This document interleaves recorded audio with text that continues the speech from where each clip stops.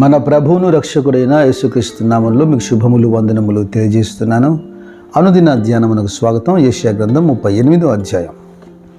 రాజైన హిజ్కియా మరణకరమైన రోగంతో బాధపడుతున్న రోజుల్లో ప్రవక్త అయినటువంటి యెషయా దేవుని ద్వారా రాజు యుద్ధకు పంపబడ్డాడు.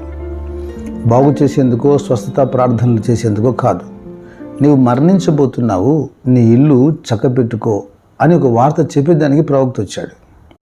ఇక్కడ ఇల్లంతా కూడా బాగు చేసుకో, లేదా కుటుంబం అంతటిని కట్టుకో, బాగు చేసుకో అన్నట్టుగా లేదు. ఇది అంత సమయం లేదు.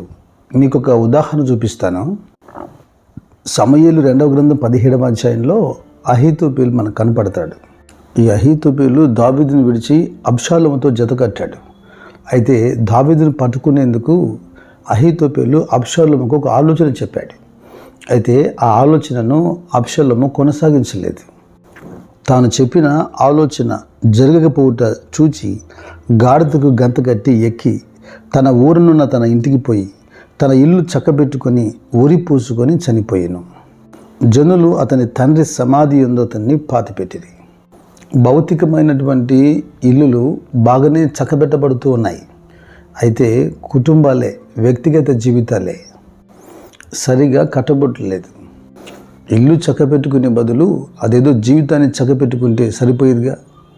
రాజైన హిజ్కియా, నువ్వు మరణించబోతున్నావు. హిజ్కియా మాత్రమే కాదు, అందరూ మరణిస్తారు ఏదో ఒక రోజున. దాన్ని బెంగ చేసినా వెనక్కిపోయేది కాదు, బ్రతికిలన్నా పరిగెత్తుకుని వచ్చేది కాదు. అది దేవుడు మన జీవితంలో నియమించిన దినం. అయితే వాక్యం వింటున్నటువంటి విశ్వాసులందరూ ఒక విషయంలో జాగ్రత్తగా ఉండాలి. ప్రకటన గ్రంథం 21వ అధ్యాయంలో 8వ వచనంలో మనకు రెండవ మరణం కనబడుతుంది. విశ్వాసులు, అవిశ్వాసులు, పరిశుద్ధులు, పాపులు అందరూ మరణిస్తారు, ఈ దేహాన్ని విడిచిపెడతారు. అయితే ఎవరైతే మారు మనసు పాపక్షమాపణ పొందలేదో, యేసు రక్తం ద్వారా కడగబడలేదో వారు అగ్నిగుండంలో పడద్రోయబడతారు. అది రెండవ మరణం. ఇప్పుడు మనం ఆ మరణం పొందకుండా మన ఇంటిని చక్కబెట్టుకోవాలి. ఈ వార్త వినగానే హిజ్కియా గోడ తట్టు తన ముఖమును తిప్పి కన్నీళ్లు విడిచి ఏడ్చి ప్రార్థిస్తూ ఉన్నాడు. హిజ్కియా జీవితంలో రాజులు 2వ గ్రంథం 18వ అధ్యాయంలో, అలాగే అతని పరిపాలనలో శత్రువులు తన మీదకి వచ్చినప్పుడు కూడా అతడు స్పందించిన తీరు, దేవుని మీద ఆధారపడటం, ఉపవసించి ప్రార్థన చేయటం, ఒక భక్తిగల జీవితమే మనకు కనబడుతోంది. అయినా ఎందుకని మరణకరమైన రోగం అతనికి కలిగింది? దేవుని నమ్మిన బిడ్డల జీవితాల్లో ఎప్పుడూ ఈ కష్టము రాకూడదు అన్నది కొందరి వాదన. మీరు యోబు సంగతి చూశారు కదా. అతడు నీతిమంతుడు, అతడు ఏ పాపం చేయలేదు. చెడుతనాన్ని అతడు అసహించుకొని దేవుణ్ణి హత్తుకునేవాడు. అయితే అతని జీవితంలో ఉన్నదంతా కూడా అతడు పోగొట్టుకున్నాడు. బైబిల్లో రాయబడిన కొన్ని అనుభవాలు మన జీవితాల్లో గొప్ప పాఠాలుగా నేర్పించబడుతున్నాయి. దేవుని సన్నిధిలో హిజ్కియా ఇలాగ బ్రతిమిలాడుతున్నాడు. యథార్థ హృదయంతో, సత్యముతో నీ సన్నిధిని నేను ఎట్లు నడుచుకుంటునో, నీ దృష్టికి అనుకూలముగా సమస్తము ఎట్లు చేసి తినో కృపతో జ్ఞాపకం తెచ్చుకోమని హిజ్కియా కన్నీరు విడుస్తున్నాడు. దేవుడు అతని ప్రార్థన ఆలకించాడు, అతని కన్నీరు చూశాడు, ప్రవక్తను దర్శించాడు. యెషయా ప్రవక్త వెంటనే తిరిగి హిజ్కియా రాజు దగ్గరికి వచ్చాడు. ఎంత అద్భుతం! నీ ప్రార్థన వినపడింది, నీ కన్నీళ్లను ఆయన చూస్తున్నాడు. ఇదిగో నీ ఆయుష్కాలాన్ని 15 సంవత్సరాలుగా ఆయన పొడిగిస్తున్నాడు. మరణము నుండి ప్రాణమును, కన్నీళ్లు విడవకుండా కన్నులను, జారిపడకుండా పాదములను తప్పించువాడు ఆయనే. దావీదంటాడు, నేను చావను, సజీవుడనై నీ క్రియలను వివరిస్తాను అంటాడు. నియమించబడిన దినముల కంటే ఓ వ్యక్తి ముందుగా మరణించటం అది తీరని శోకం. 102వ కీర్తనలో చూడండి, 24వ వచనంలో, నేను ఇలాగూ మనవి చేసి తిని, నా దేవా, నా దినముల మధ్యను నన్ను కొనిపోకుము, నీ సంవత్సరములు తరతరములుండును. నరులు నియమించబడిన దినము కంటే ముందుగా చనిపోతున్నారని ప్రసంగి రాస్తున్నాడు. అందుకు కారణం ఏదైనా కావచ్చు.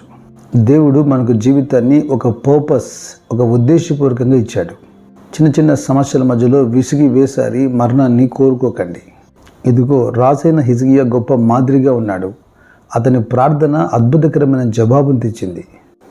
దేవుడు అతని విశ్వాసాన్ని వృద్ధి పొందించేందుకు ఆహాజు ఎండ గడియారం మీద సూర్యుని కాంతి చేత దిగిన నీడ మరలా 10 మెట్లు వెనక్కి మళ్ళేట్టుగా ఒక అద్భుతం చూపించాడు. తన స్వస్థతకు అది ఒక సూచన, ఒక ఆనవాలు. అయితే రాజైన హిజ్కియా బాగుపడిన తర్వాత ఇలాగ అంటున్నాడు. యెషయా గ్రంథం 38వ అధ్యాయం 15వ వచనంలో, నేనేమందును, ఆయన నాకు మాట ఇచ్చెను, ఆయనే నెరవేర్చెను. దేవునికి స్తోత్రం. అయితే 17వ వచనంలో మరొక స్టేట్మెంట్ ఇస్తున్నాడు. మిగుటమైన ఆయాసము నాకు నెమ్మది కలుగుటకు కారణమాయెను అని. కీర్తనకారుడు 119వ కీర్తనలో 67వ వచనంలో, శ్రమ కలగక మునుపు నేను త్రోవ విడిచి తిరిగి తిని అన్నాడు కదా. పరిపూర్ణత అనేది భూమి మీద ఎక్కడా కనిపించదు.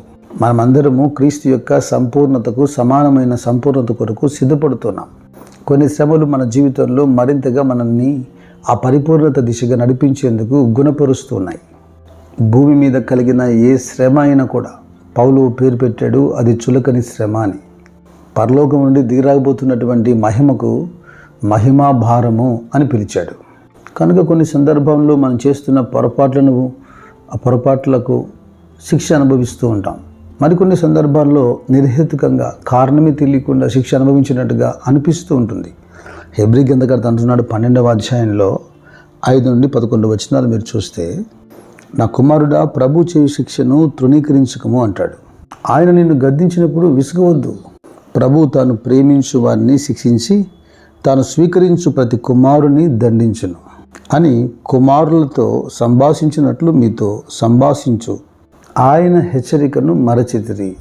మనల్ని మరింతగా గుణపరిచేందుకు వస్తున్న శిక్షలు దేవుని సంభాషణగా గుర్తించాలి. ఈరోజు సజీవులుగా మనల్ని లెక్కించిన దేవునికి స్తోత్రం కలుగును గాక. కృప మీకు తోడైనను గాక. God bless you. God bless you.